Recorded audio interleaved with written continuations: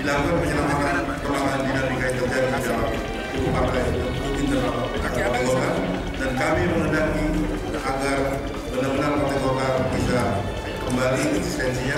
Perlu ada langkah-langkah yang dapat menyelamatkan partai, bahkan mengembalikan kejayaan partai Golkar.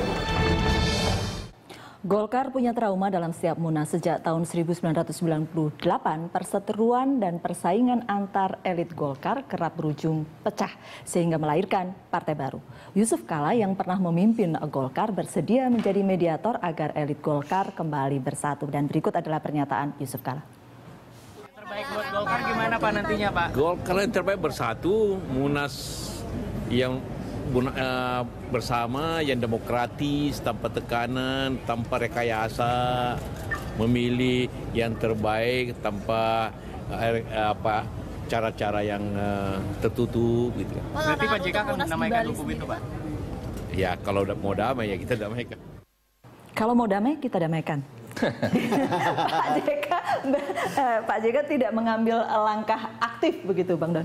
Itu sih jawaban yang normatif dari seorang JK. Saya sudah dengar beberapa kali. Tetapi yang menarik adalah yang dia terima yang menghadap ke sana kan Agung Laksono.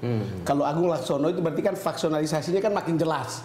Jadi dia Bang Don ada di belakang Agung Laksono, lalu kemudian kita dengar, lalu lihat di mana Akbar Tanjung kan gitu.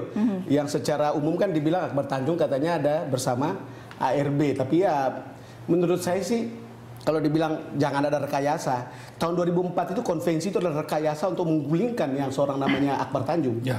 Itu betul. Ya. Jadi nggak apa-apa gitu sebenarnya. Dan nggak apa-apa gitu. Gini, selalu Partai Golkar punya jalan keluar untuk mencari konsensus ya. Jadi di tahun 2004 waktu itu kan ada upaya untuk mendongkel Akbar Tanjung karena dia dianggap sedang terkena kasus masalah sehingga tidak bisa dicapreskan kalaupun toh pemilu digelar tahun 2004. Dan jalan tengahnya adalah konvensi. Itu jalan tengah ala Golkar. Jadi the golden middle way. Dia mencari jalan tengah. Oke, Akbar Tanjung dipersoalkan dan untuk sebagai capres ketua umum partai saat itu yaitu Akbar tidak serta-merta mendapatkan tiket. Mari bertarung melalui konvensi. Nah, yang saya cari dalam konteks jalan tengah itu nggak ketemu sekarang ini.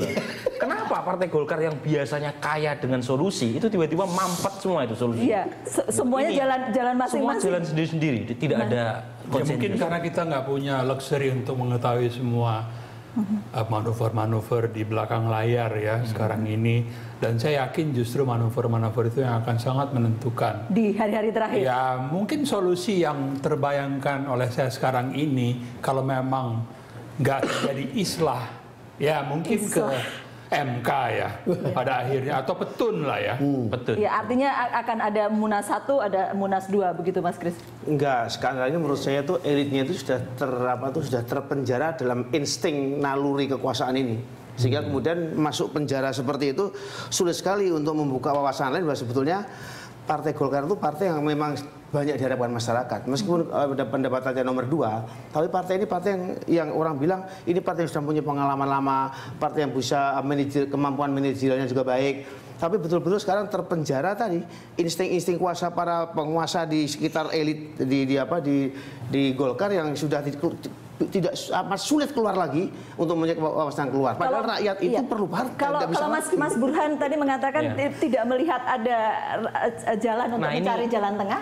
Karena masuk penjara tadi itu penjara naluri yang begini. Kalau dalam penjara gak bisa keluar lagi, itu ya cuma Partai Golkar ini kan karakteristiknya karena tidak ada veto player ya.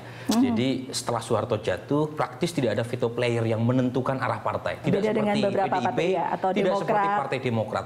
Di satu sisi ini menjadi semacam sumber daya yang baik untuk menjadi partai modern.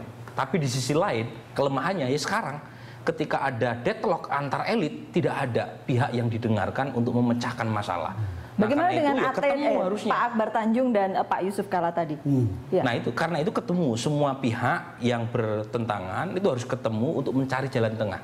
Itu satu-satunya cara. Kalau tidak, ya susah buat Partai Golkar untuk recovery. Akan sampai ke PT UN itu tadi. PT UN. Ya tapi menarik ya Mas Kris memenjarakan diri sendiri, lalu kemudian tidak bisa keluar kan terkungkung di penjara. Tapi yang menarik begini, mungkin betul Golkar dibutuhkan oleh banyak orang. Tapi banyak juga yang bertepuk tangan sekarang Mas. Banyak yang bertepuk tangan.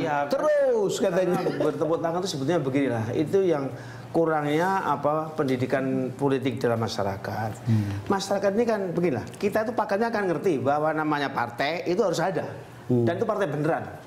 Partai beneran itu partai seperti apa? Ya bukan partai kayak Golkar seperti sekarang ini. Ya, partai yang betul-betul lah mengerti apa yang mau di masyarakat ya. Seperti apa yang mereka omongan itu, mereka bisa ngomongkan. Saya masih ingat omongan yang hebat sekali. Gampang omongannya, Mas. Oh iya, lu omongan Pak Abu Rizal Bakri masih mengatakan pada waktu HUT Golkar mengatakan bahwa saya mengatakan terhadap pemerintahan Pak Jokowi ini, kesuksesan pemerintah sekarang adalah kesuksesan kita juga. Your success is our success. Bilang begitu. Tapi ternyata kan tidak begitu, ruwet sekali ya. MD3 aja revisi nggak jadi-jadi. Kenapa? Rebutan tadi seperti itu. Ini Mas yang kita sayangkan menurut saya. Dan itu terjadi di usia 50 tahun. Usia 50 tahun Partai Golkar ya. Bukan pesta emas tapi pesta cemas. Ironis. Pil pahit betul gitu ya. Jadi Mas ini tragis begitu. Tapi mudah-mudahan kita ini bisa mendorong mereka tadi Mas Burhan katakan ada kontemplasi, merenung. Ngapain sih kita ribut untuk apa seperti ini? Itu perlu sekali. Sebab tanpa ada orang seperti itu akan buyar. Pasti ada Partai Golkar Perjuangan nanti. Termasuk mengubah struktur pemilihan ketua umum. Iya. Jadi tidak dimulai dari ketua umum di tingkat nasional baru diikuti Musda, tetapi dari Musda dari bawah memilih begitu ya. Nah kalau yang sekarang itu kan nggak tanggung jawab itu. Ketua DPD 1-2 dia yang memilih, setelah itu dia pensiun. Yang menikmati, yang bertarung, yang berjuang justru penggantinya. Jadi dia hanya mikirin soal pesangon apa yang dia terima setelah Munas itu berlangsung. Tapi kalau dibalik prosesnya, Musda tingkat kabupaten, kota, provinsi itu bertanggung jawab terhadap ketua umum yang dia pilih. Karena dia betul-betul akan menikmati apa pilihannya. Dia menikmati dan sekaligus bertaruh atas pilihannya sendiri. Iya. Bahkan sekitar Pak Abu Rizal ini mempersiapkan suatu cara pemilihan yang menurut saya sangat oligarkis. Kenapa? Karena akan ditentukan bahwa blok sistem. Artinya apa? Kalau DPD pidato orang mengatakan setuju, barisan belakang DPD tingkat 2 akan mengatakan setuju begitu. Sesuatu yang memperkuat oligarki dan akan membusukkan partai itu. Oke. Jadi 50 tahun Partai Golkar dan itu hasilnya sekarang harus mendapatkan pengalaman yang tidak terlalu bagus. Ya, mungkin ini hanya historical accident aja kali ya.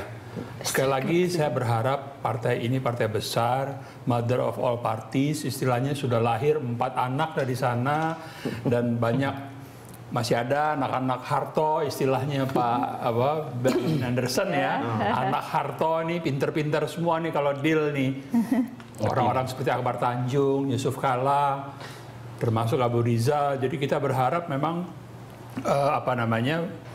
konflik diselesaikan secara internal. Tapi satu masalah lagi yang saya lihat bisa sangat berakibat fatal kalau intervensi pemerintah terlalu jauh. Ya, itu. Dan kelihatannya pemerintah agak nggak bisa ngerem nih dengan pernyataan Menko Polhukam. Ya, Menko Polhukam. Karena bagaimanapun kasar masa hanya persoalan lokasi aja sampai berbicara seperti lokasi itu. Dan seakan-akan kalau Golkar itu ribut kemudian Bali ribut sekali Indonesia itu loh, itu memang betul. Tapi dalam bayangan saya Bang Dan, kalau apa yang terjadi di Golkar saat ini akan berpengaruh juga di persaingan di DPR, di KMP dengan KMP. Saya rasa begini sebetulnya. Ada pengaruh tentu keluar, tapi menurut saya situasi ini dipengaruhi oleh situasi lebih banyak di luar yang masuk ke dalam. Betul. Lalu kemudian gejolak di dalam ini konteksnya adalah berbagai hal yang ada di luar ini gitu. Ya tadi pertama dikatakan bahwa belum pernah ada di luar pemerintahan, sekarang dia harus melatih diri ada di luar pemerintah, lalu kemudian terbentuklah faksi yang ingin lebih dekat ke dalam dan yang ingin jauh dari dalam kan gitu ceritanya. Yang menarik itu kata Mas Bas soal historical accident. Ya, saya juga mau mempercayai hal seperti itu gitu Mas. Kalau lihat Golkar, tetapi saya kok merasa jangan-jangan kali ini betul akan ada 2 Munas, lalu 2 Golkar. 2 Golkar. Lalu apa kata dunia gitu? Tidak apa-apa katanya. Tidak apa-apa katanya. Dia akan pengalaman baru buat politik Indonesia dan buat Golkar. Begitu akan jadi Golkar. Ya pengalaman rutin aja kalau Golkar. Pengalaman rutin. Terakhir ada Nasdem kan dengan Golkar begitu. Iya tokoh-tokoh banyak tokoh hebat yang ada di Golkar dulu masuk ke Nasdem kan. Seperti Mas Ferry Mursida dan lain apa itu kan dulu Pak Samsul Muarif ya kan. Jadi akan terjadi seperti itu. Bedanya cuma yang ini konfliknya begitu terbuka. Oh terbuka dan paling gebuk-gebukan sekarang itu. Iya, di partai yang berisi politisi ulung gitu ya. Mas, saya boleh dapatkan closing statementnya. Kalau menurut saya memang kita harus tetap eksternal ya, threat ancaman eksternal itu juga sangat serius ya, apalagi sekarang ini kan semua serba terbelah. Golkar mungkin bisa terbelah menjadi 2, DPR sudah terbelah. Yang menarik mungkin ya, sekarang KMP itu mau kemana? Ini juga penentuan. Kalau Golkar pecah, maka KMP akan berantakan. Sorry to say. Dan ini bisa memberikan semacam peluang untuk eksekutif bekerja lebih giat lagi tanpa harus ada diganggu oleh parlemen. Oke. Ya, Mas Kris, saya boleh jawab. Saya kira saatnya sekarang ini tokoh-tokoh Golkar, para pendiri Golkar dan tokoh-tokoh yang senior-senior betul-betul mencoba untuk membuktikan apa yang selalu mereka katakan, bahwa Golkar ini adalah partai yang cukup matang, partai yang punya banyak pengalaman, dan kita memerlukan masyarakat itu keluhuran daripada apa yang mereka katakan dalam sebuah tindakan. Apa tindakan konkretnya? Mas Burhan bisa mengatakan, ayo kita ketemu, kita merenung bersama, kita harus mempertanggungjawabkan perolehan suara kita ini kepada rakyat yang sebetulnya bermimpi bagaimana mereka akan hidup lebih baik. Antara lain karena kalau Golkar memang benar-benar partai yang betul-betul bisa mengartikulasikan apa yang menjadi kehendak masyarakat. Seperti itu mestinya. Iya, saya kira elit partai Golkar harus kembali pada kearifan politik ya, yaitu mencari jalan tengah, mencari titik temu di antara 2 kepentingan yang berbeda. Karena dalam politik selalu yang dicari adalah win-win solution, bukan zero sum game. Kalau zero sum game praktis tidak ada yang menang. Partai Golkar yang dijadikan pertaruhan. Nah, untuk mencari win-win itu cari formula yang bisa menyenangkan semua pihak. Nah, kalau misalnya ngotot-ngototan, ya kita tinggal menunggu waktu lahirnya Golkar dengan 2 kepengurusan, 2 munas, dan akibatnya partai Golkar tinggal wassalam. Iya, masa berunding dengan lawan bisa berunding dengan teman susah. Saya kata wassalamnya itu, saya sebetulnya ingin mengatakan hal yang sama. Kalau situasinya seperti ini ya, tidak ada tanda-tanda dan tidak ada peluang Golkar itu akan tetap jadi partai besar, atau masuk dalam 2 besar atau 3 besar gitu. Mungkin terlalu terlalu ekstrim untuk mengatakan wassalam, tapi bisa jadi seperti itu. Dan itu yang bisa membenahi hanya orang Golkar sendiri juga ya. Ya. Bapak-bapak terima kasih sudah hadir di The Headlines, dan itulah The Headlines kali ini. Terima kasih karena Anda telah bersama kami. Sampai jumpa.